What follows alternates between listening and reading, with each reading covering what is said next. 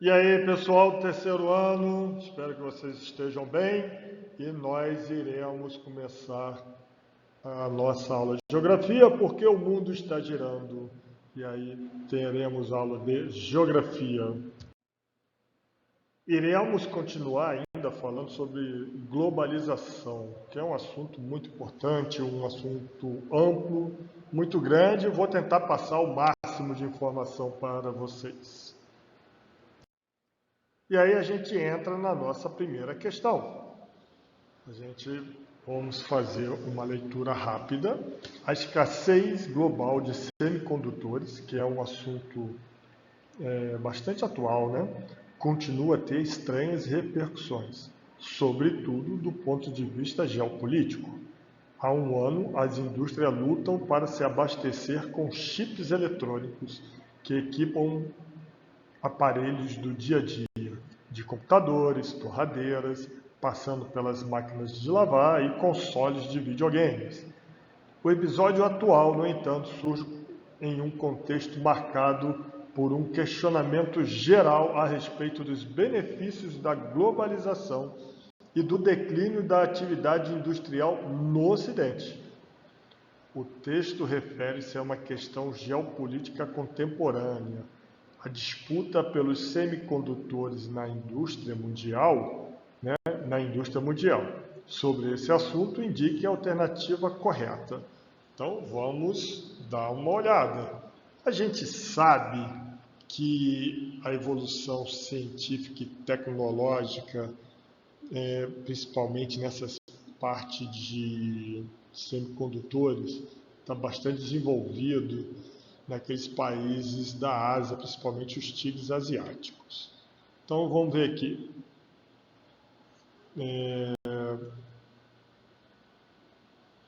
Nos últimos 20 anos, Estados Unidos e Europa vêm perdendo destaque na produção de semicondutores em decorrência da queda acentuada de investimentos em pesquisa e inovação. Os Estados Unidos e Europa, eles não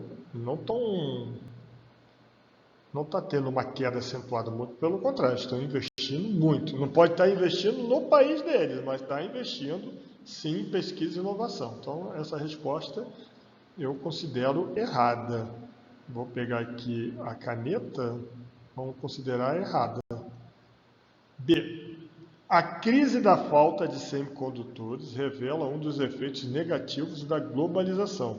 A independência da cadeia produtiva em escala mundial, pouco suscetível a desequilíbrios de oferta e demanda. Tem alguma coisa errada nessa frase, porque está pouco suscetível? Não, está muito suscetível. Né? Então ele botou pouco suscetível, mas é muito suscetível nessa questão do desequilíbrio da oferta e da demanda. Então tem países que têm o controle, esses países não vão ter problema de oferta, mas o grande problema está aqui. Pouco suscetível, não, é muito suscetível. Então a B também está incorreta.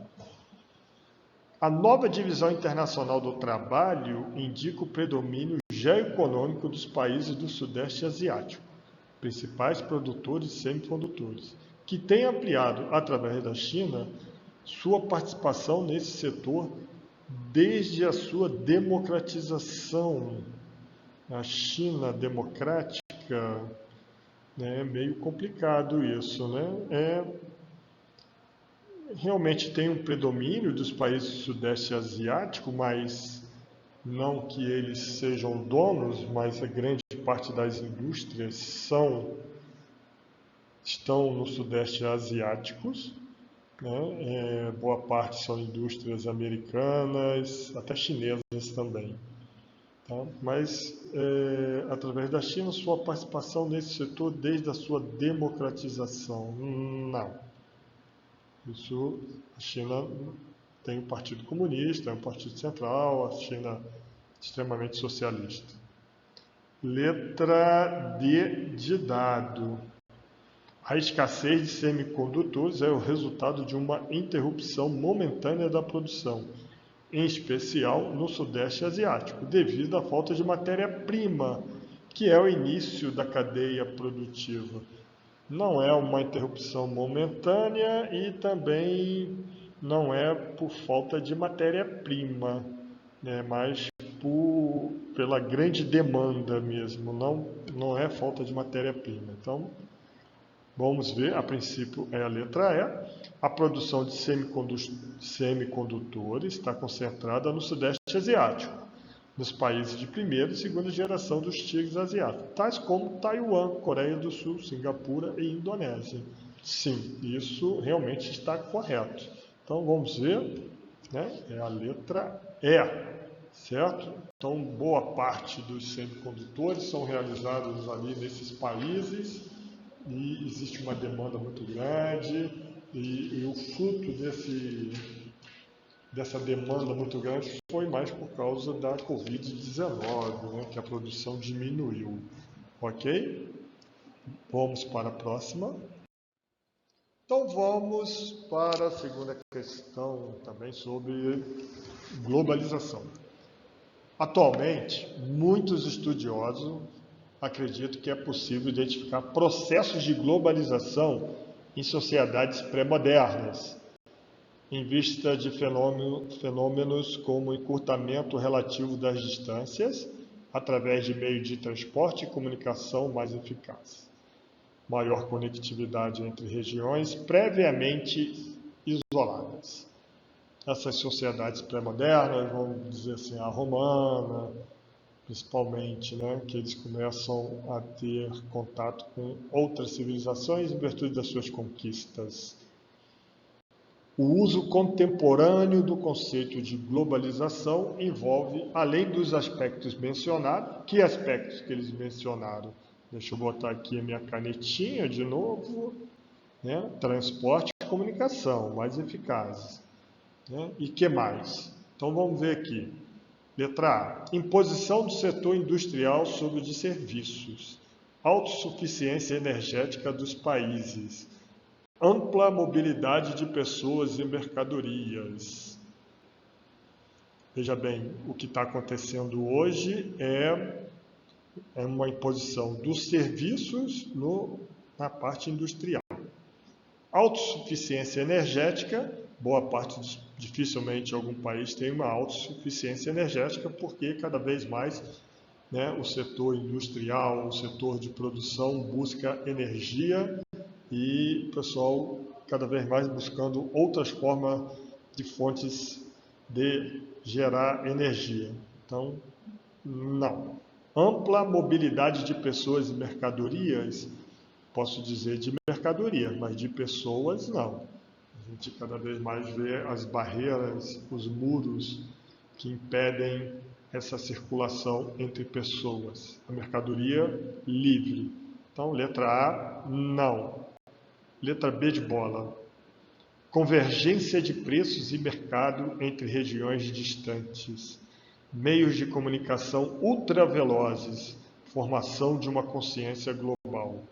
Então a gente vê sim uma convergência de preço nos mercados entre regiões distantes, né? Essa luta pelo comércio, pelo controle, pelo domínio, né, dos seus produtos, se utilizando de meios de comunicação ultravelozes e uma formação de uma consciência global, principalmente nessa questão de consumir. Você consome a mesma coisa que estão consumindo na China, na Austrália, nos Estados Unidos. Então a letra B pode ser. Vamos ver o restante. Maior importância das barreiras geográficas, constituição de redes de contatos culturais, uniformização mundial de preços. Maior importância das barreiras geográficas? Não existe essa preocupação. Existe a preocupação das barreiras econômicas, né? Uma maior importância extinguindo as barreiras econômicas. Constituição de redes de contatos culturais, ao contrário ali dessa consciência global, né? A ideia sempre é você não valorizar as culturas individualmente, né? E a uniformização mundial de preços? Não, e não existe uma uniformização, apesar de ter uma convergência de preços, né? Os preços controlados nas áreas. Não confundam isso, mas não tem uma uniformização mundial de preço. Então a letra C eu também descartaria. Unidade ideológica e política entre os governantes dos estados. Redução das distâncias físicas entre continentes. Declínio da diversidade global. Redução das distâncias físicas? Não, as distâncias permanecem as mesmas. Unidade ideológica e política entre os governantes? Não, cada vez mais existe a relação de comércio, não, ela depende das ideologias e da política. A gente vê países extremamente democráticos tendo relações comerciais com países que não são tão democráticos assim. Então, também não é requisitos importantes e não, vamos dizer assim, não estão corretos. Redução das distâncias, eu já descarto. Declínio da diversidade, apesar do consumo ser um consumo global, mas existe uma luta grande, né, da diversidade, o respeito muito grande. Então, também essa palavra declínio não cabe bem. Então, eu cancelaria. Imposição do poder dos blocos econômicos regionais, internacionalização do movimento operário, redução das barreiras linguísticas. Imposição do poder dos blocos econômicos regionais é complicado, né? Os blocos mais fortes são os blocos dos países desenvolvidos, são blocos mais internacionais. A gente pega aí os blocos regionais, exemplo, Mercosul, tem grandes problemas, principalmente com a União Europeia, que é um bloco mais desenvolvido, mais bem estruturado. Então, não, uma informação um pouco errônea.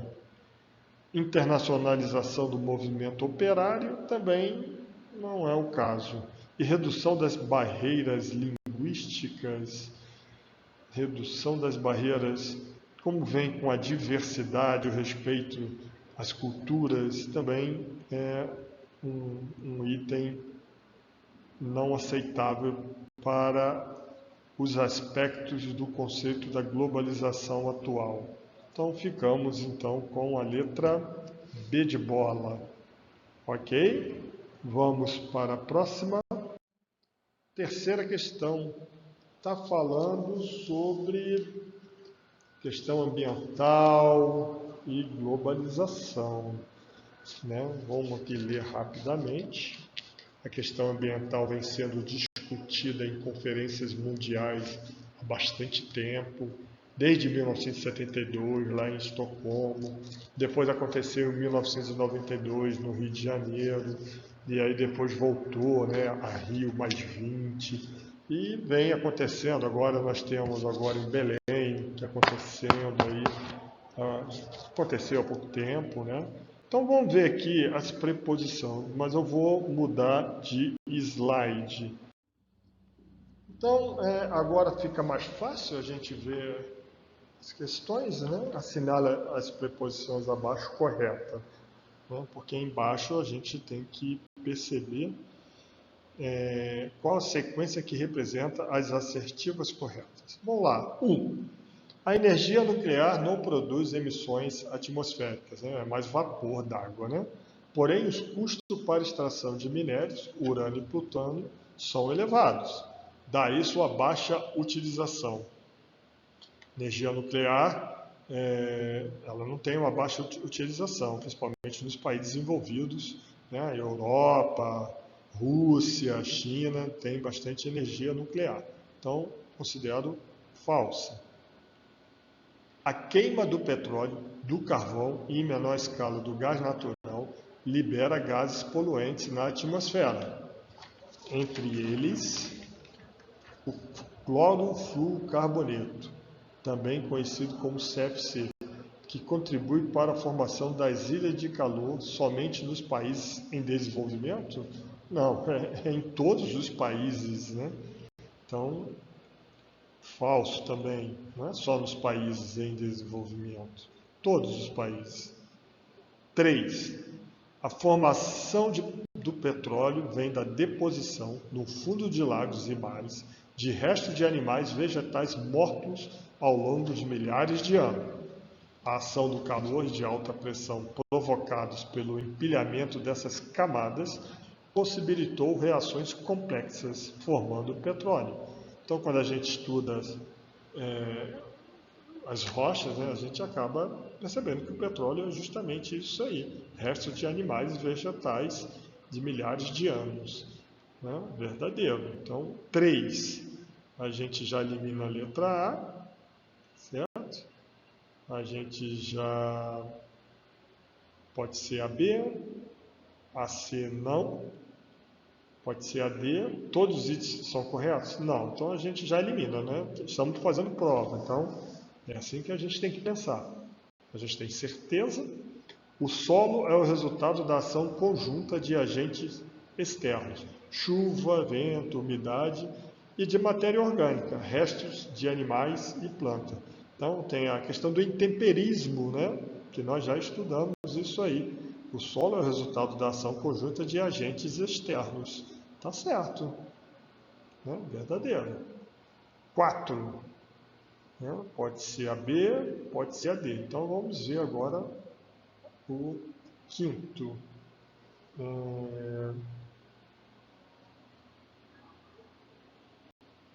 A suinocultura no Brasil é uma atividade predominantemente de pequenas propriedades rurais.